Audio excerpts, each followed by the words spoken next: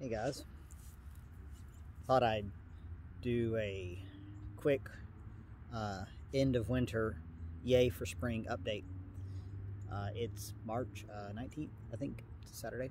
I just got 8 trees in the ground, 4 pecan, scratch that, 2 pecan, 2 persimmon, and 4 white oak, 4 red oak.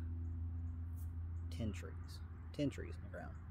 Planting this area just below the big swale to kind of expand the eventual food forest. Of course, they're just baby trees, but I just wanted to get them in there. I've left some sassafras in there. There's a few other kind of semi-mature trees. I think they're going to work. Marked them really good, mulched them really good. Big fat ring of wood chips, so I don't hit them with the mower when the mowing season comes about. So yeah, I thought I'd just kind of give an update on what the business is up to. I'm really happy to say that I'm busy and I've got the rest of this month booked. I'm already booked a couple of weeks into April. I've got a consult on the books a few weeks out, and I'm really excited about a new consult customer I picked up just down the road.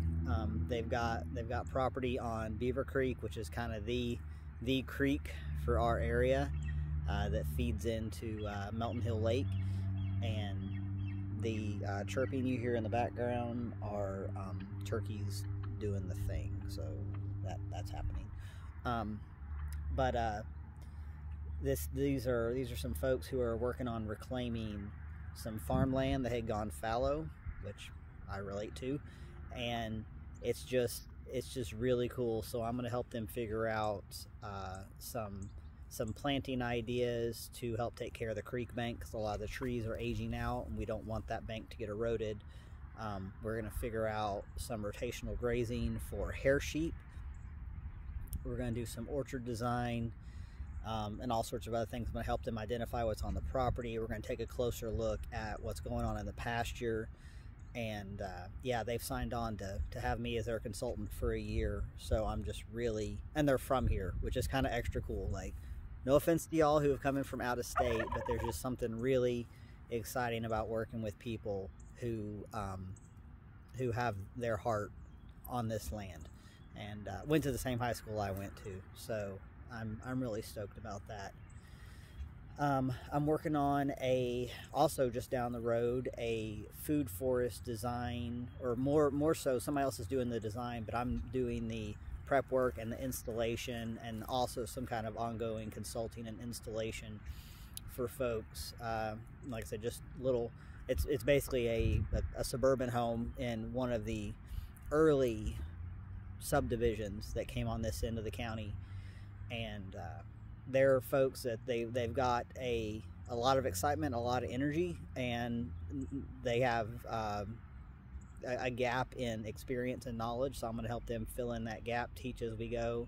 I got a compost system put together for them a couple of days ago, and they've got multiple people helping, which is kind of nice. So the lady set up a spreadsheet where there's a list of all the jobs, who's tackling the jobs, because they've kind of got like a long guy, they've got a handyman guy, they've got me, they've got a lady who comes in and does kind of a lot of the clearing work and the prep work. So that's nice. So there's going to be a number of jobs I'm just going to kind of do, you know, in a sensible order through spring and summer out there. So that's it's fantastic. I feel like this is the year that I'm really getting the business name out there, getting my services out to more people. I've taught a couple of different classes already. I'm looking to teach more. Definitely going to have people out here to the farm again. We had a really nice gathering a couple of weekends ago. Had about 20 people out at one point. So it's just really taken off. Like I said, I feel like this is kind of the year Strong Roots Resources is going to rise up and really find its footing. So I'm sure I'm overlooking something, but that's kind of the big stuff that comes to mind right now. Oh, and the turkeys are laying. They're laying their eggs now. I'm going to gather a couple more and throw them in an incubator and see if we have any luck. The chickens picked it up again after not laying for a while. I moved their fencing a couple of days ago, so they're on fresh pasture, and you can tell they're just super happy about it. They're just happy to be getting more sunshine. And you know, some birds, like, they don't seem to care when it's raining. My chickens right now are not like that at all. They just, when the weather's dreary, they just go in the coop and they're just kind of like, screw this, I'm sleeping, you know, I'll let you know when I lay an egg. So they've been happy. That's nice. Definitely gonna get some more birds. Probably gonna get, I've got 2 chicken tractors that can go in service. I'll probably do like a small meat run, maybe just 10 or 15 between the 2 tractors. Yeah, incubate turkeys, and we're just gonna keep working on clearing out these invasives. I really hope to have more of the Bradford pear, or actually it's Callery pear, it's the thorny version. I hope to have more of that done over the winter time, but it just seemed like when it was milder, it was raining really hard.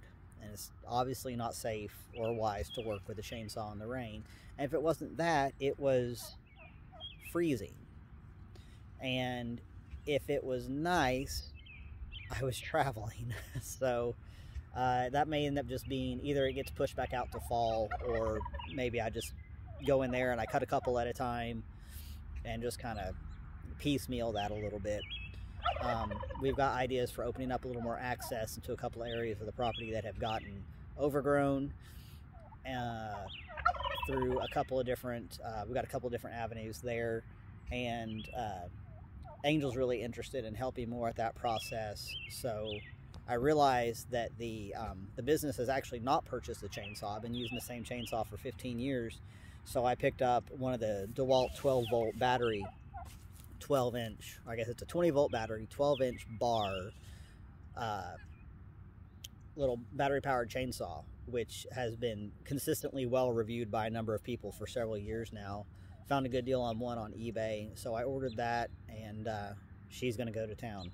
I've kind of taught her the basics of using that and understanding, you know, how a tree works and how a tree leans and all these things. And she mostly just wants to get in there and she wants to cut the honeysuckle and the privet and those things to the ground. And that's kind of what I like to do, is when I am in the mood to clear land, I usually pick one species at a time. And so I kind of hone in on that. So I'm like, okay, I'm just worrying about privet. I don't care if I can't get to a particular privet. I pick one that I can get to, because it actually keeps me a lot more, it's a lot less frustrating, I've found, especially when, you know, 75% of what I'm trying to get through is thorny. So I think when it comes to clearing land, when you're having to do it by hand and you're making trails and stuff, pick one thing at a time. You know, map out kind of a certain point that you'd like to get to, a physical point, and then when you're ready for the next time, come back in and pick a second, and you'll just kind of keep pushing your way in. So yeah, I think that's the bulk of what we got going on.